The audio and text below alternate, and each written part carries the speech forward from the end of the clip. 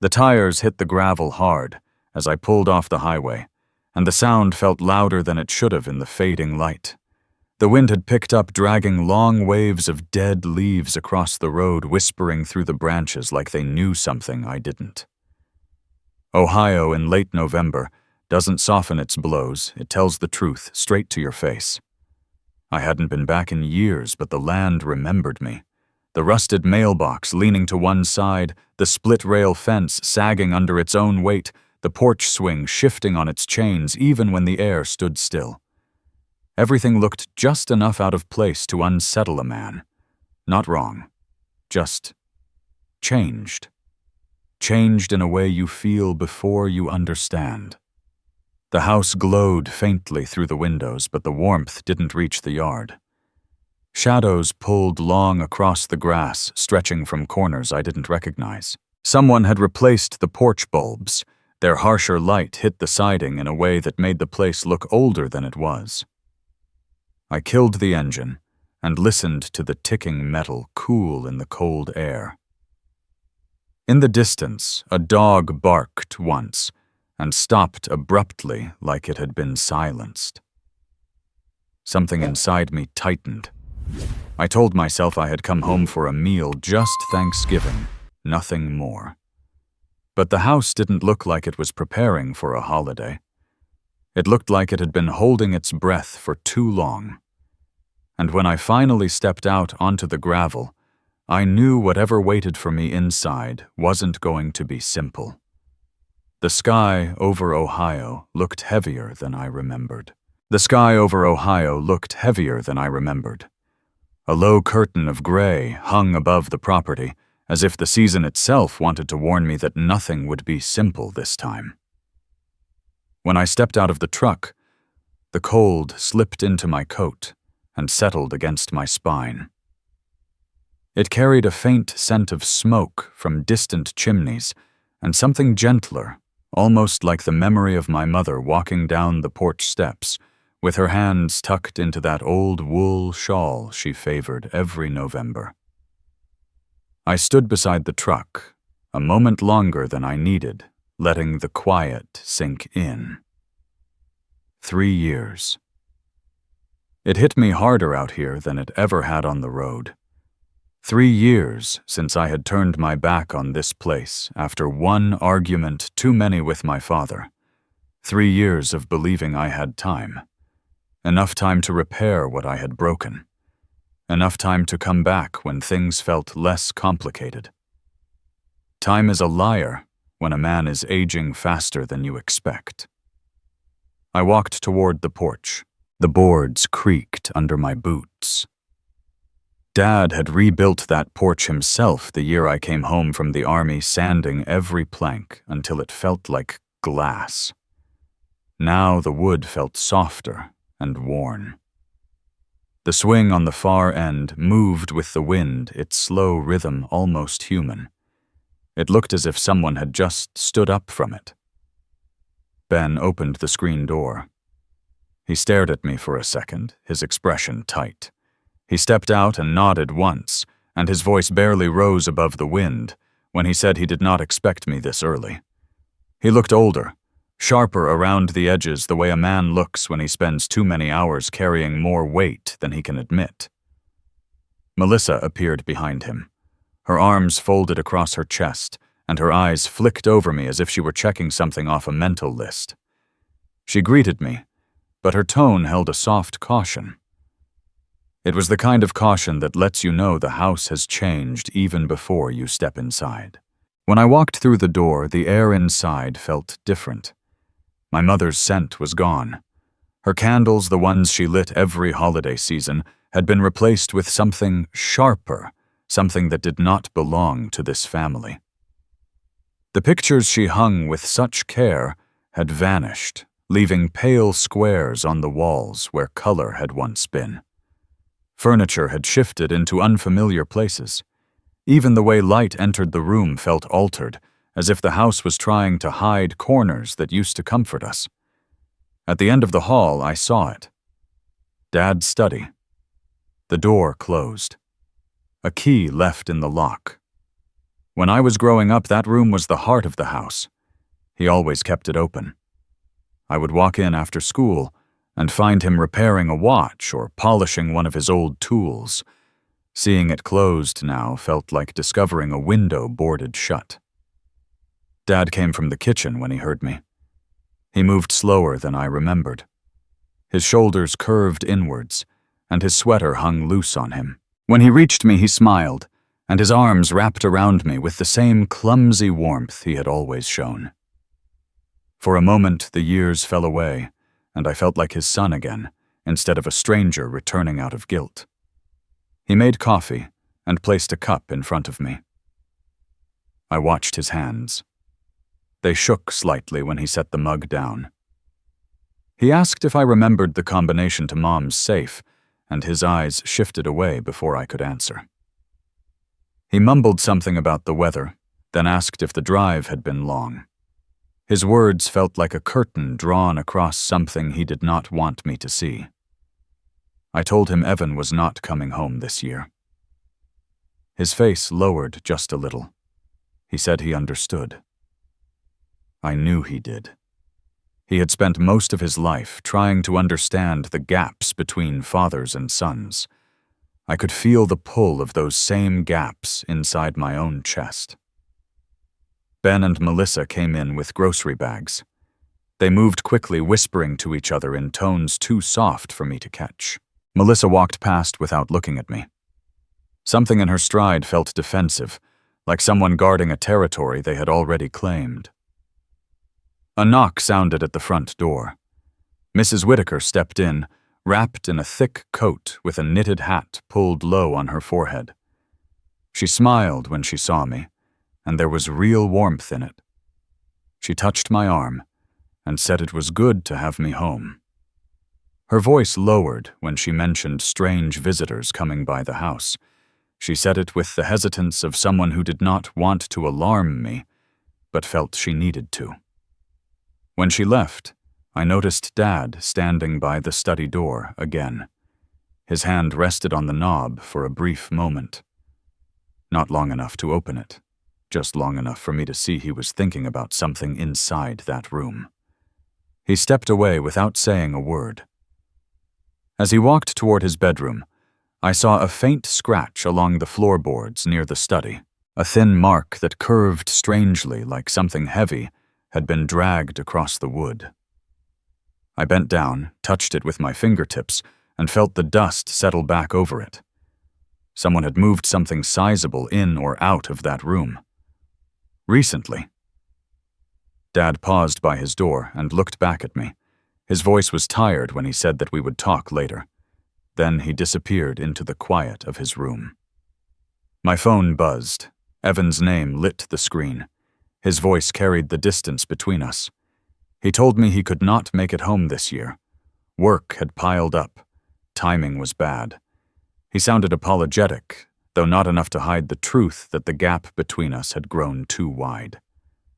I told him it was all right, even though it was not. After the call, the house fell into a heavy stillness. I walked out to the porch again. The swing moved slowly, its chains soft against the breeze. The last of the daylight faded behind the line of trees at the far edge of the property. The cold deepened and lingered on my breath. I stood there long enough for my fingers to numb, long enough to accept something I had been resisting since I parked the truck. Home is supposed to feel familiar. It is supposed to welcome you back, even if you have been gone too long. But as I watched the light in my father's room dim behind the curtain, I felt a truth settle over me. The house had changed. The people inside it had changed.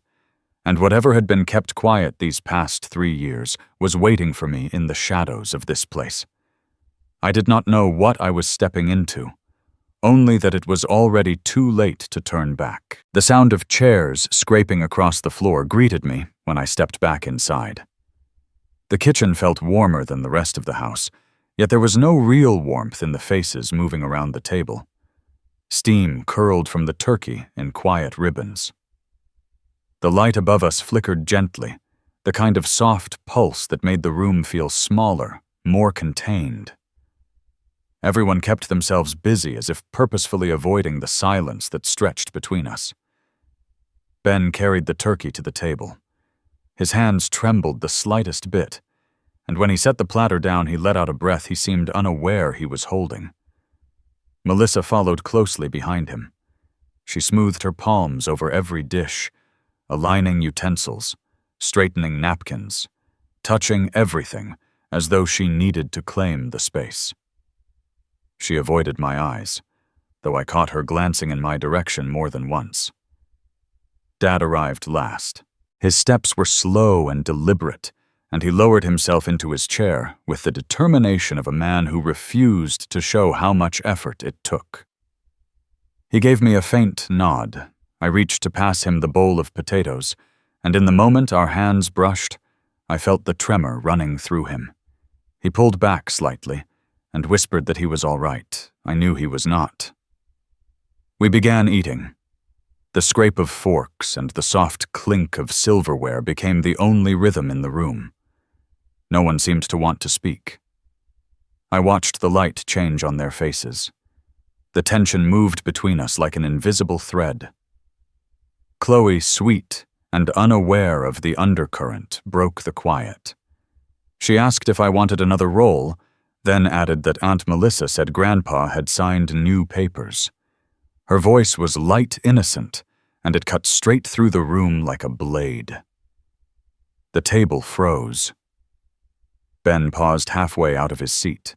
Melissa stiffened her hand, hovering in the air, before she placed it on Chloe's shoulder with a quick, almost urgent touch. She told her to help Mason with the corn. The words were soft, but her eyes were sharp. Ben rose to grab more gravy. As he leaned forward, a manila envelope slipped from his jacket and slid onto the floor. It landed flat, heavy with the kind of sound only thick paper makes. I watched him bend quickly to retrieve it. His fingers shook. He shoved it deeper into his jacket, his breath catching for just a second. Melissa reached under the table and closed her hand around his. The gesture was firm, almost too firm. Ben's jaw clenched. He kept looking at his plate, unable or unwilling to meet my eyes. I asked Dad if everything was all right. He lifted his head slowly and forced a smile that barely reached his eyes. His voice wavered when he said everything was fine. He looked down at his plate again, shrinking into the chair, as though he wished to disappear. The children ate quietly. Even Mason, who normally bounced in his seat during holidays, sat still. He looked between the adults with a cautious confusion that made my stomach tighten. Children can sense pressure long before they understand it. Tonight, he felt it everywhere. Melissa tried to steer the conversation toward harmless topics. She asked about my drive and whether the weather was bad on the way in. Each question seemed rehearsed. Each answer I gave seemed to fall flat before it even reached the table. During one lull, I noticed something missing from the center of the table. For years, my mother placed a small ceramic dish shaped like a leaf, something she made in a pottery class, long before any of us appreciated it. Dad used it every Thanksgiving for the cranberry sauce. It was not on the table now. In its place sat a newer dish, glossy and store-bought, something Melissa would choose. The absence of that old dish felt louder than any of the conversation. Ben shifted again. His knee bounced under the table, and every few minutes he opened his mouth, as if to speak, only to shut it when Melissa glanced his way. I watched the conflict move across his face like a flicker of lightning, quick and silent. He was carrying something heavy, something that pressed on him from more than one direction. Dad reached for his glass, and the water trembled inside it. His fingers struggled to keep a steady grip. When I moved to help him, Melissa quickly stepped in. She held the glass, dabbed the spill, and placed it beside him with a practiced gentleness. Dad murmured a quiet thank you, and she nodded, her expression unreadable. The swing outside groaned as the wind caught it. The sound seeped into the dining room through the window pane. It reminded me of the years when that swing carried laughter, quiet talks, and moments that mattered. Tonight, it was just another sound that marked the hollow space between us. I returned my attention to the table. There was something buried in these walls, something everyone had agreed not to speak of. It showed in the way Ben swallowed hard whenever he touched the envelope hiding in his jacket. It showed in the way Melissa guarded every detail with her hands, her eyes, her silence. It showed in the way Dad kept looking toward the hallway, as if expecting someone to appear. The meal continued, but no one tasted much of anything. The food was good. It simply did not matter. Every bite felt like a distraction from the truth sitting among us. At one point, Dad lifted his gaze and met mine. He held my eyes for only a breath, but it was enough. There was guilt there, and fear. And something else, too, something like apology. He looked away quickly. I felt a heaviness settle in my chest, a quiet recognition that the distance between us had not been caused by time alone. Something else had been working its way into this family long before I showed up on the porch. The plates emptied slowly. The children grew restless. Melissa rose to start clearing the table. She moved with purpose, stacking plates quickly, almost hurriedly, as if she did not want me to see or hear anything more than I already had. I stood and walked toward the window. Outside, the swing swayed again. The porch light flickered. A cold gust swept across the yard, bending the bare branches toward the house. Behind me, I heard the faint click of a lock down the hallway, coming from the direction of Dad's study. It was so soft that anyone else might have missed it, but I had lived too many years listening for sounds that did not want to be heard. I turned back to the table. Everyone kept their eyes down. No one acknowledged the sound. The air in the room thinned. A chill moved through me, slow and deliberate, like a warning carried on the wind. Dinner was over, but the weight of what had been hidden was just beginning to show its shape. The house grew still after the last door closed upstairs. The quiet settled into the walls, with a weight that felt older than anything Thanksgiving should hold. I stood alone in the hallway, listening to the wind push against the porch, the faint creak of the swing moving as if someone invisible had taken a seat. The clock above the mantel kept its slow, steady rhythm, each tick falling like a reminder that something had shifted beyond repair. Dad appeared near the end of the hall. He moved with small, careful steps, his hand trailing along the wall for balance. When he reached me, he didn't speak at first. He simply opened his palm. The study key lay there, catching a sliver of light from the lamp behind us. His hand shook as he placed it in mine. He whispered that I should take a look. Then he lowered his eyes and turned away before I could answer. I watched his back as he walked toward his room, the fabric of his sweater rising and falling with uneven breaths. The door closed gently, though even that soft sound seemed to echo through the house.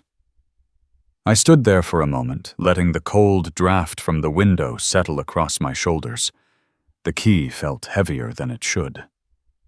When I approached the study, the doorknob carried the faint warmth of someone who had been there not long ago. The lock turned with a soft click. I stepped inside. The room greeted me with the familiar scent of old paper and machine oil. Dad's tools sat neatly on the workbench, arranged the way he always kept them. The lamp on his desk waited with its metal shade tilted down. When I switched it on, a warm glow spread across the wooden surface, revealing the dust swirling lazily in the air. But something felt wrong. The desk was too orderly. Dad never aligned papers with perfect corners or stacked folders with such precision. This kind of neatness belonged to someone trying to erase evidence of their own presence. I opened the drawer, and found a stack of documents sitting on top of old photographs and loose screws. The first document was a copy of a will. A new one. I scanned the page slowly, letting each line settle fully into the silence around me. My name was nowhere on it, not in the assets, not in the beneficiaries, not even as a footnote. It was as if I had never existed in this family at all. The room felt colder. I found the land parcel described on the next sheet. The small stretch by the river, the place Mom used to walk barefoot in early spring, the soil she tended with her gardening gloves still tucked into her apron pockets. I remembered her leaning over rows of tomatoes, her hair brushed back in the wind, telling me this acre would be mine one day because I understood the quiet of the land. Now her handwriting lived only in my memory, replaced by a typed line naming a stranger. The deed had been transferred to someone called Curtis Lane. I did not know the name. I had never heard Dad or Ben mention him. Dad's signature on the deed trembled across the paper. The ink wavered like the hand of a man struggling to stay conscious. These strokes were not the strokes of a millwright whose precision once shaped half the cabinets in town. They were the marks of someone unwell, someone pressured someone afraid. I set the papers down and drew a slow breath. The lamp flickered. A small sound from the corner of the room made me glance over. A faint scuff on the carpet caught the outline of a narrow shoe print, a size too small for Dad or Ben. The scent of a floral perfume lingered faint, but unmistakable. I opened another drawer and found bank statements folded into uneven thirds. Their edges were creased and worn, as if someone had handled them in a hurry. My eyes moved down the columns until they stopped at the pattern. Large withdrawals made across several days, several thousands each time, all aligned with the exact dates Dad had been hospitalized and confused the days the nurses said he was not fully aware of where he was. A quiet anger tightened inside me. It was not sharp or loud. It was the steady kind that builds behind the ribs and stays there. I heard movement behind me. When I turned, Dad stood in the doorway again. His hand gripped the frame for support. His eyes shifted toward the papers on the desk, then back to me. I asked him when the documents were signed. His mouth opened slightly, but his voice failed him. He took a step forward, then stopped, as if an invisible line held him back. I asked about the withdrawals. His fingers curled around the edge of his sleeve. His shoulders trembled. He tried to speak once more. Then Melissa's voice cut through the hallway. She called for him, her tone sharp enough to slice the quiet. Her footsteps approached quickly. She appeared at the doorway, her expression hardened as soon as she saw what lay on the desk. She stepped between Dad and the room without hesitation, her arm brushing against him, as if claiming him by default. She said he needed rest. Her voice was controlled, pointed, carrying an authority that did not belong to her. Dad shrank back slightly. The tremor in his hands grew. I asked who Curtis Lane was. She said it didn't matter. I asked why the will had been changed without a family conversation. She said I had been gone too long to expect a say. I asked about the withdrawals. She said everything had been handled. Ben appeared behind her, half hidden in the dim hallway. He looked at me, then at the documents, then at the floor. He tried to speak. His lips parted, but Melissa glanced at him, just a small motion of her head, and whatever he had been holding inside collapsed before it reached his voice. I watched him swallow hard. His hands tightened at his sides until the knuckles whitened. There was shame in the way he exhaled a quiet admission, in the way he lowered his gaze. He wanted to say something. He could not. I turned back to Dad. He finally looked at me. His eyes shimmered with something raw, a mixture of regret and exhaustion. His fingers twitched toward the armrest of the chair beside him, gripping it lightly. He whispered that we would talk tomorrow. His voice cracked on the last word. The room held its breath. I placed the papers back on the desk. My hand brushed against the wood, feeling the groove my father carved into it years ago when his screwdriver slipped. That familiar ridge anchored me for just a moment. Melissa exhaled sharply. Ben stepped back. Dad turned away with slow, cautious steps. I walked out of the study. The hallway stretched ahead, dim and narrow, the floorboards creaking under my weight. I could hear the wind pushing against the house again, rocking the swing in a tired rhythm that matched the heaviness in my chest. I stopped at the foot of the stairs. A faint sliver of light leaked from under the study door behind me, the only part of the house still awake. The papers sat inside that room, waiting like quiet witnesses. The clock above the mantel ticked once, then again steady and unbending, marking time that none of us would ever get back. The cold settled deeper as I stepped off the porch, the last bit of warmth from the house fading behind me. The yard lay still under the thin glow of the street lamp, and the quiet felt heavier than anything inside those walls. I slipped the study key into my pocket and walked toward Mrs. Whitaker's place, guided by the soft light above her door. My hands were still trembling, though I could not tell whether it was from the cold or from everything I had just found. She opened the screen door before I could knock a second time. Her eyes, sharp beneath a lifetime of patience, watched me closely. She asked if I wanted to come inside. I told her I only needed a moment. She stepped out with me, closing the door behind her to keep the warm air in. Her porch boards creaked under our weight as we stood in the faint glow between our two houses. I asked if she had noticed anything strange these past weeks. She held her breath for a moment and looked toward my father's house, as if choosing her words with care. Her fingers tightened around the small phone she held. She hesitated again before unlocking it and pressing play. A voice came through the speaker, quiet at first, then sharp as ice. Melissa telling someone that if he would not sign, they would put him in a nursing home tomorrow. The words hung in the cold air like the breath from our mouths. I felt the weight of them strike deep, a kind of heaviness that settled behind my ribs and stayed there. Mrs. Whitaker turned off the recording and slipped the phone into her coat pocket. She avoided my eyes as she spoke.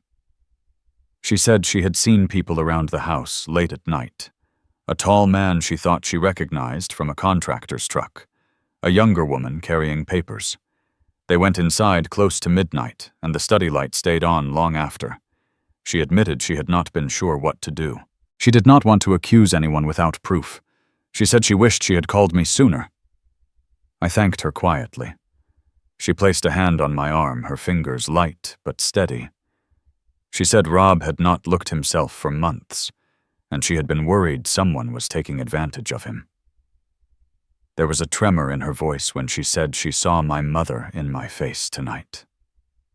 I walked back across the yard without speaking. The frost cracked under my boots, and the house stood silent as I approached the light in the study flickering faintly behind the curtains. Inside, the air felt stale, as if the walls themselves were holding secrets. I gathered the papers I had found, slipping them into a folder with careful hands, then sat on the couch and stared at the dark hallway leading to my father's room. Each shadow felt sharper now, each sound heavier. I could not sleep. Long before dawn, I drove into town. The streets were empty, and the pale morning light reflected across the frozen sidewalks. I parked in front of the law office and waited in my truck until the first light came on inside. When I stepped in, the smell of coffee and old ink pressed against me. Samuel Price greeted me with a quiet nod. I handed him the folder. He opened it without asking questions. He leaned toward the lamp on his desk and studied each page with a slow patience that made the room shrink around us. When he traced the signature on the deed with his finger, his expression tightened. He shifted the page closer to the light and examined the jagged edges of the ink, the weak pressure near the end of the strokes. He asked about Dad's condition on the date it was signed. I told him he had been in the hospital, confused, drifting in and out. Samuel sat back in his chair and let out a slow breath. He asked if anyone else had seen these documents being signed. I told him about the late-night visitors, though I left out details that still felt too raw. He closed the folder and rested his hands on it. He said the signature was deeply inconsistent with a man in full capacity. He said the circumstances suggested pressure, fear, or confusion. He did not make any dramatic pronouncements. He spoke carefully, as if weighing every word, and that caution carried more power than any certainty could have. When I walked out of his office, the sun had risen higher and threw sharp light across the frosted roofs. I drove back without turning on the radio, the silence in the truck, as steady as the road stretching ahead of me. My thoughts moved slower than the miles passing under the wheels. Mrs. Whitaker was sweeping her porch when I returned. She set the broom aside and came down one step, her coat pulled tight against the wind. She told me she had not slept well the night before. She said she kept seeing Rob sitting alone in the kitchen when Elaine was still alive, the two of them laughing over something only they understood. Her voice thinned when she said this was not the way Elaine wanted her legacy handled.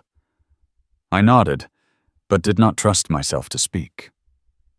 The swing on my father's porch creaked in the breeze, its slow swaying a reminder of nights long before any of this. I stood there a moment, letting the wind move across my face, and watched the thin morning light settle unevenly across the yard. The house behind me seemed to hold its breath, waiting for something I could not yet name. The house met me with a silence that did not feel like rest. It felt heavier, as if the walls had taken a deep breath and were holding it. I closed the door softly and stood still, letting the warmth settle around me. The lamp in the living room cast a thin band of light across the hallway. Dad sat in his recliner, barely moving, as if he had been waiting for something he was not ready to face. I stepped closer, and the floor gave a long, tired creak. He looked up at the sound. His eyes searched mine for a moment, then lowered again. I could see the effort it took for him to lift them in the first place. I walked until I stood beside him. The room smelled faintly of the wood polish Mom used to keep under the sink, a scent that made my throat tighten without warning. He tried to speak, but his voice broke before any word formed. Then his shoulders began to shake. His hands rose to his face, and for a moment he hid in them like a frightened child. When he finally let the breath escape, it came out in a raw, cracking sob. I had not heard him cry since the day we buried Mom, and even then he had kept most of it locked behind clenched teeth. I knelt beside him, unsure if I should touch his arm or let him finish whatever had been pushing at him for months. He leaned forward, and his voice trembled as he told me he was sorry. He said it as if the apology itself weighed more than he could carry. He tried again, and the words came in fragments.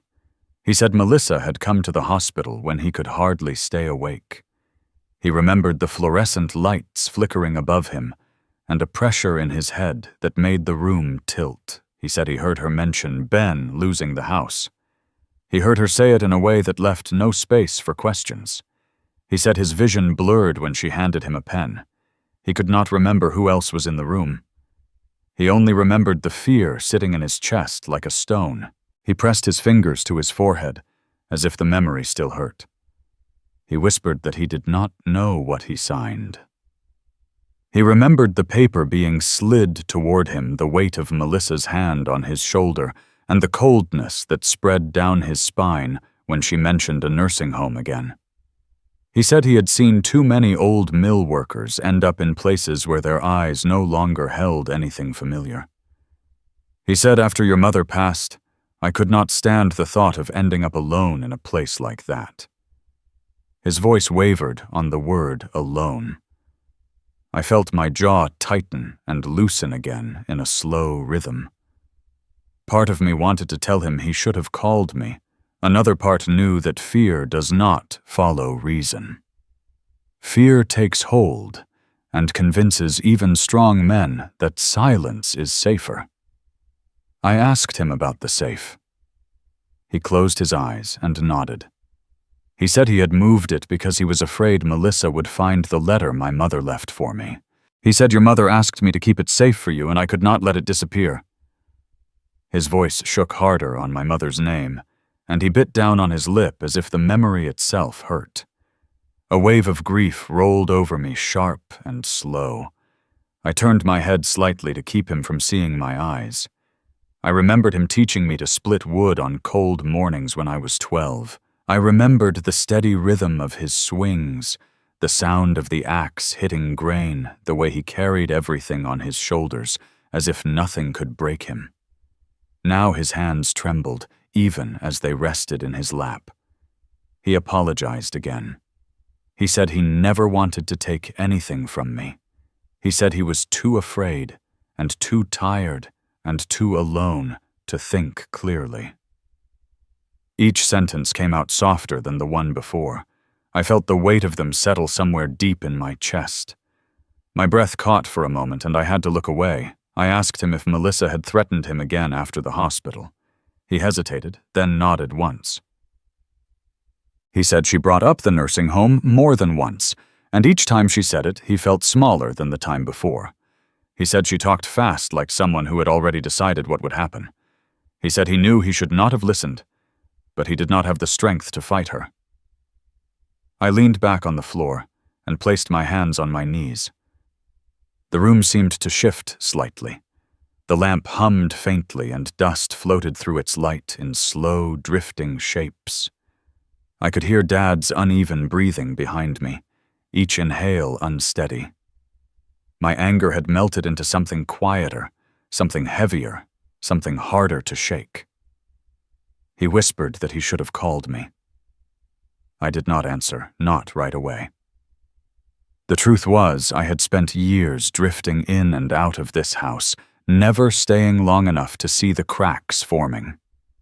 The silence between us was not all his. Some of it belonged to me. I stood slowly placing a hand on his shoulder. He closed his eyes at the touch. It was the first time he had let me steady him in years. I told him he was not alone. It was not a promise, not yet, but it was something real enough to ease the tension in his jaw. I stepped into the hallway. The house felt colder now, though the air had not changed. The shadows stretched across the floor where the lamplight ended. I walked to the kitchen and turned on the small light above the sink. It cast a pale glow across the counter, and the hum of the refrigerator filled the space between breaths. I leaned against the counter and felt the weight of the night settle over me. The truth was bare now. Melissa had pushed him into fear. Ben had stayed silent. And my father had been too weak to protect himself. Compassion alone would not be enough. Not anymore. I walked back to the living room. Dad had drifted into a light sleep, his head tilted to the side, the rise and fall of his chest, softer than I remembered. The lamp cast a warm circle around him, and the shadows outside thickened against the windows. I stood there for a moment, listening to his breathing, feeling something shift inside me with each quiet inhale. The wind moved through the yard and brushed against the porch boards with a low whisper. The sound reached through the glass, like a reminder that the night was far from over. I watched the faint reflection of the swing outside, swaying in the dark, moving with a rhythm that felt both familiar and unsettling. I stayed there until the wind settled again, and the house grew still, the quiet spreading across the room like a slow tide waiting for the next storm to rise. Dad was still catching his breath in the quiet of the living room when I felt something settle inside me, a weight that no longer allowed hesitation. I told him to rest for a moment and stepped into the hallway. My voice sounded calmer than I expected when I asked Ben and Melissa to come downstairs. A faint ache pulsed behind my ribs, the kind that comes when a man knows he is about to break whatever illusion of peace is left. They gathered slowly.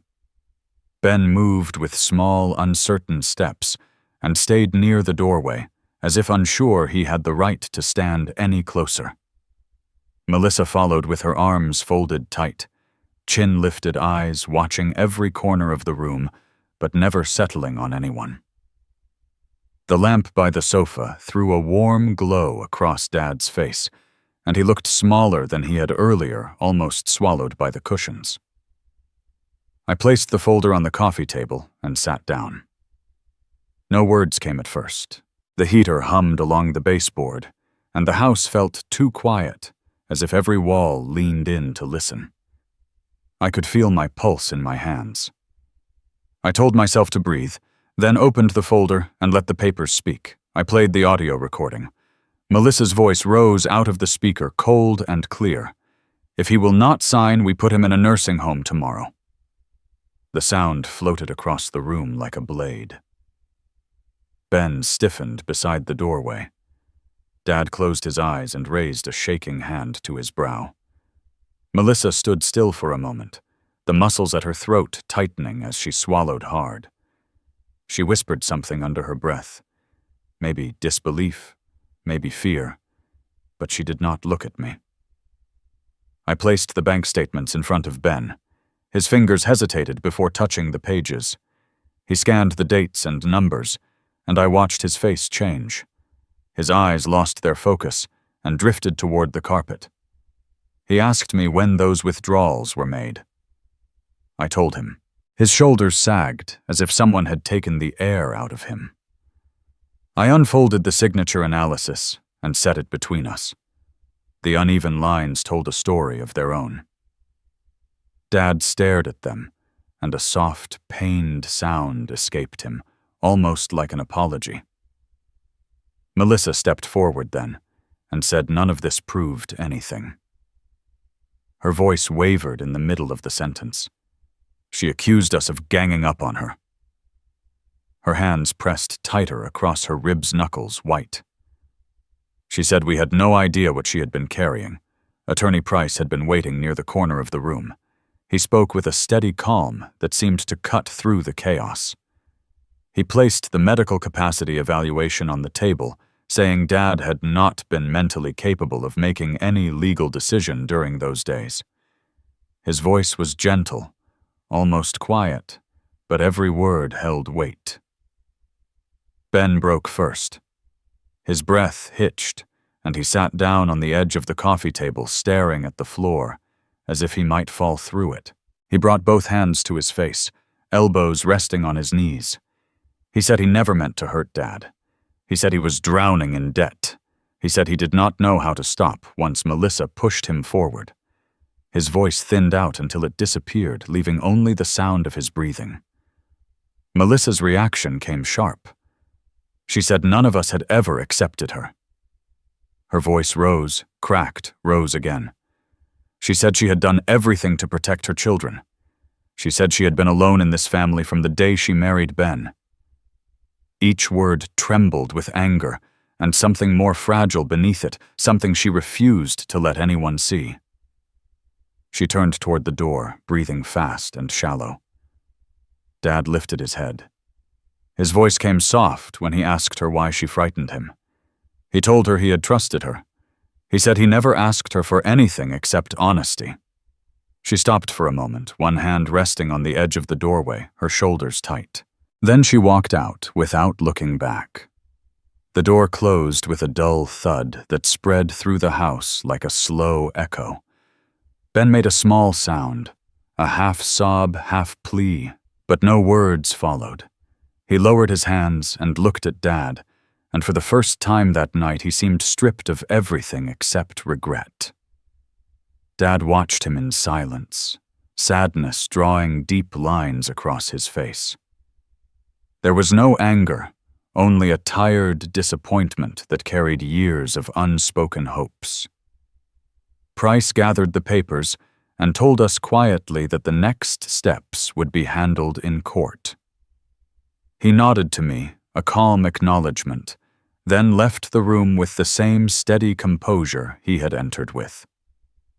The house felt different once the door clicked shut behind him, as if the truth had rearranged its walls. I stepped outside to breathe. The cold air met me like a familiar hand, steady and grounding. The porch swing rocked gently in the wind, its soft creak filling the silence. Light spilled from the living room window, stretching across the porch floor in long, uneven shapes. I stood there for a long moment, listening to the wind move through the trees, knowing the hardest part was still ahead, and feeling something shift inside me, quiet and undeniable. The courthouse that morning felt colder than the wind outside, a kind of quiet that settled deep in my bones as I helped Dad walk through the glass doors. His hand was light on my arm, the way a man holds on when he is not sure of his own footing anymore. Ben followed a few steps behind us, shoulders hunched, eyes fixed on the floor. Melissa walked apart from all of us, heels clicking sharp against the tile, her chin lifted in a defiant angle that told me she still believed she could outrun the truth. Inside the hearing room, the overhead lights cast a pale wash across the long table, where Attorney Price spread out every document we had gathered. The judge entered without ceremony, and the room settled into a stillness that made every rustle of paper sound louder than it should. I took a slow breath and looked at Dad. His face held a tired resolve, as if he had finally reached the point where hiding would only break him further. Price began with the medical record from the hospital. He read each line in an even tone, describing the confusion and disorientation that followed Dad's ischemic episode. Melissa sat stone still, jaw tight, but her eyes darted toward Ben more than once. The judge asked a few questions, short and precise, and each answer sharpened the picture of what had really happened. When the forensic analyst explained the weakened signature, I felt something shift beside me. Dad's fingers clenched slightly around the arm of his chair, a small tremor he tried to hide.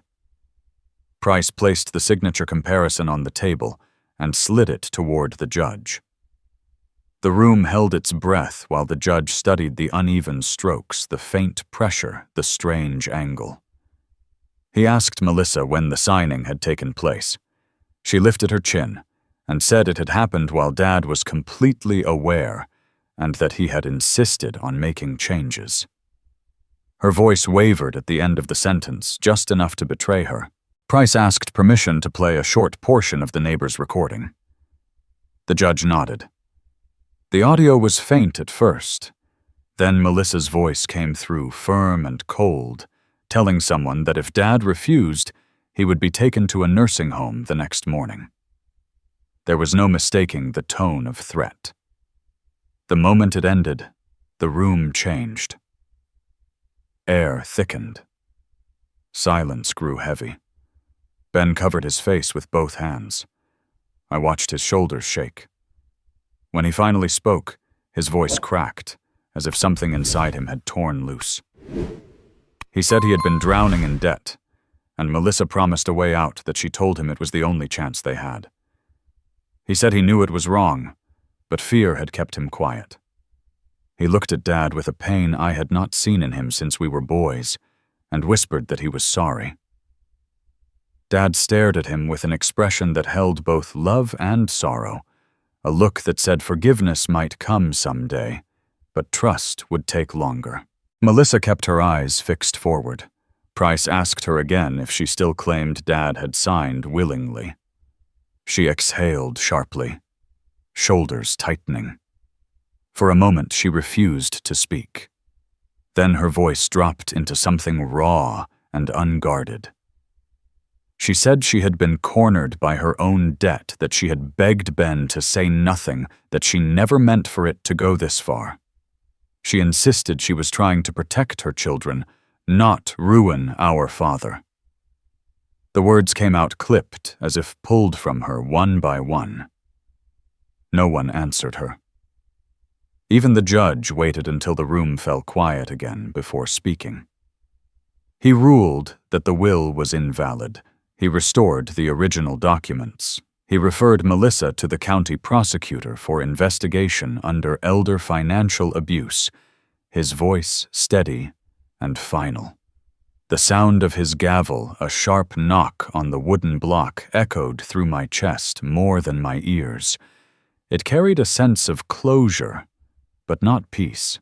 A kind of justice had been served, yet it felt like a victory no one could celebrate. Outside, the air met us with a late spring chill. Dad leaned against me for balance while we walked down the courthouse steps. Ben stood a few feet away, arms folded tight, his eyes red. He looked at us as if he wanted to approach, but his feet refused to move. Melissa was nowhere to be seen. She had left through another exit long before we got outside. Dad paused near the curb and looked back at the courthouse. His breathing was thin and uneven.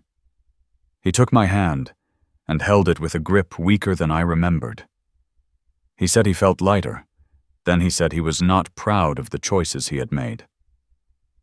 The wind blew softly through the trees, carrying the smell of damp concrete and early blossoms. I helped him into the car, and when I closed the door, I noticed a single fingerprint on the glass where his hand had rested. A faint smudge, almost invisible, yet it felt like the mark of everything we had lost. For a moment I stood still, hearing only the distant hum of traffic and the soft rattle of the courthouse flag against its pole. It was not a sound of victory, only a reminder that some battles, even when won, leave a quiet ache behind. I looked at Dad through the window, his head bowed slightly, and I knew the hardest part was still ahead. On the drive home from the courthouse that day, the sky hung low and flat. A dull sheet of gray stretched over the highway. Dad sat beside me in silence, his hands folded over one another, his forehead resting lightly against the window. The lines in his reflection looked deeper somehow, as if the judgment inside that building had carved its own verdict into his face. I kept my eyes on the road and my hands steady on the wheel, telling myself that surviving the truth was often harder than hearing it. Time did not heal anything quickly. It moved in quiet inches. Winter pulled itself over Ohio and then slowly withdrew. In its place came the thin green of early spring grass and the sound of birds returning to the trees behind the house. I helped Dad through follow-up visits, checked his blood pressure at the kitchen table, watched him fumble more often for the right word. He tried to laugh off the lapses, calling them senior moments, but his eyes always darted to mine afterward, as if he needed to know I would not abandon him for being human. Ben came around more than I expected. He showed up some evenings still in his work boots, smelling of dust and metal from the plant. He would stand in the doorway, hesitant, then step inside and sit with Dad while I made coffee. He did not apologize over and over. He worked. He picked up extra shifts, sold his truck, began sending a portion of his paycheck into an account we used for Dad's care. He handed me receipts quietly, as if he knew that talk meant less now than consistent action.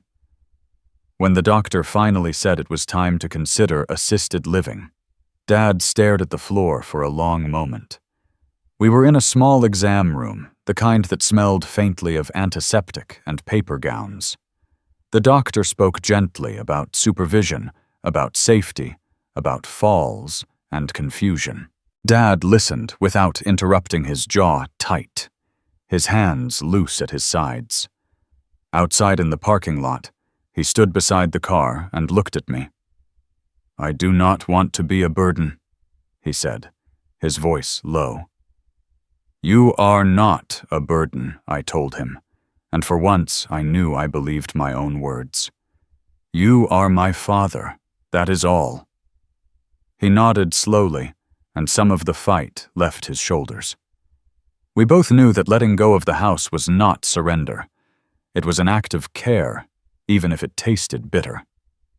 The assisted living home we chose sat just outside town, a low building of brick and glass framed by maple trees. Inside, the hallways were warm and clean, the air carrying the mingled scents of coffee laundry detergent, and something sweet baking in the kitchen. A nurse manager met us at the front desk with a clipboard. While Dad sat on a nearby chair, watching people pass, I signed my name again and again on forms about medication lists, fall risk emergency contact information. Each stroke of the pen felt like I was stepping deeper into a role I had not trained for, but could not refuse. They showed us his room, a simple space with a bed, a dresser, a lounge chair, and a window that looked out over a small courtyard. A bird feeder hung from a pole not 10 feet from the glass. A cardinal landed there just as we walked in, red against the pale sky. Dad watched it quietly. He smiled then, just a little. "Your mother would like that," he said. "She always pretended that same bird followed us from house to house." That memory surprised me, not because it existed, but because he still held it. I saw for a moment the man who once called us to the window every time the first snow fell, pointing out how the world could turn clean without anyone asking permission. Ben arrived after work that evening, a bakery box in his hands. Inside were ginger cookies, the kind Dad used to buy for us when we were boys on Saturday mornings. Dad ate one slowly, crumbs catching in the lines of his fingers, his eyes soft, when he told Ben they tasted better than before. It was not forgiveness spoken out loud, but it was something close. A week later, I opened Mom's safe. The room felt smaller with the box on the table. Dust motes floated in the afternoon light as I turned the combination she had made me memorize when I was barely tall enough to see the dial. Inside lay her letter folded carefully, the ink slightly faded, but her handwriting steady as ever. She wrote about storms and choices, about property and pride, about how easy it was to forget that decency was the only thing the world could never take unless you handed it over yourself. I sat there a long time after reading it, the paper warm from my hands. Somewhere along the way, I realized that whatever anger I still held did not belong to me anymore. It belonged to a younger version of myself, who believed fairness had a precise shape. Life had taught me something messier.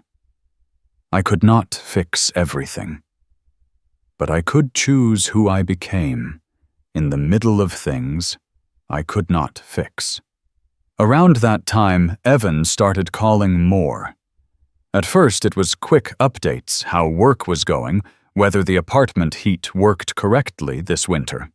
Then he started asking about his grandfather. He wanted to know if Dad still remembered his name, if he liked the food, if he got lonely at night.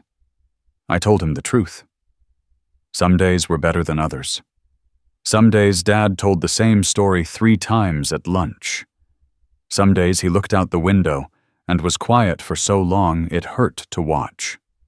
But he was safe. He was not afraid. One Sunday evening, Evan paused before hanging up. "Maybe I can come out next month," he said, "if you think it would be okay." "It would be good," I answered. He sounded younger and older at the same time when he said he would try. Thanksgiving came around again, almost before I felt ready for it. The home set aside a small dining room for families. I picked up a simple meal from an old diner in town, turkey, and potatoes in cardboard containers, 2 slices of pumpkin pie in plastic clamshells. The woman at the counter wished me a happy holiday and added an extra roll to the bag, saying old men always seemed hungrier in cold weather. Dad was waiting in the chair by his window when I arrived, a cardigan over his shoulders, his hair combed back neatly. He stood when he saw me slower than before, but with a quiet pride that had nothing to do with strength of muscle. We walked together to the small dining room. The walls were decorated with construction paper leaves made by visiting school children. Someone had drawn a turkey with crooked feathers and taped it near the door. We ate without hurry. He tasted each dish as if trying to memorize it. Halfway through the meal, he set his fork down and looked at me with a softness that trembled at the edges. "You remember that year the snow came early," he said, "when you were 10, maybe 11. Your mother made us stand out on the porch and told us to listen to how quiet it was." I nodded. The memory unfolded so clearly I could almost hear the muffled hush of that night, the sound of snowflakes landing on the wooden steps, the way my mother's hand rested on Dad's back, as if she knew one day we would need something to hold on to. "She said we were lucky," he continued, "that not everyone got to start fresh like that." He grew quiet, then eyes glistening just enough for me to notice, and picked his fork back up. After dinner, I walked him back to his room. He sat down in his chair, breathing a little harder from the slow walk down the corridor. I pulled the blanket over his legs. His hand caught my wrist before I could step back. For a moment he just held it, his thumb pressing against the small scar on my skin, where I had cut myself on a nail as a kid. "You turned out better than I did," he said, voice barely above a whisper. I shook my head. "I'm just trying to finish what you started," I answered, and for once it felt like we were both telling the truth. He let go of my wrist and leaned his head back. His eyes drifted to the window where the evening sky had begun to darken. Tiny flakes of snow were starting to fall again, slow and unhurried, just like that year on the porch. I stood in the doorway for a moment longer, watching his chest rise and fall in a steady rhythm. Then I stepped out and pulled the door almost closed, leaving it open just an inch enough for the light from his room to spill into the dim hallway. Outside, the air was cold and clean. Snow floated through the glow of the parking lot lamps, gathering in thin lines along the railing. I walked to my truck and paused with my hand on the door handle, tilting my head back to watch the sky. Flakes landed on my face and shoulders, melting into the fabric of my coat. I did not brush them away.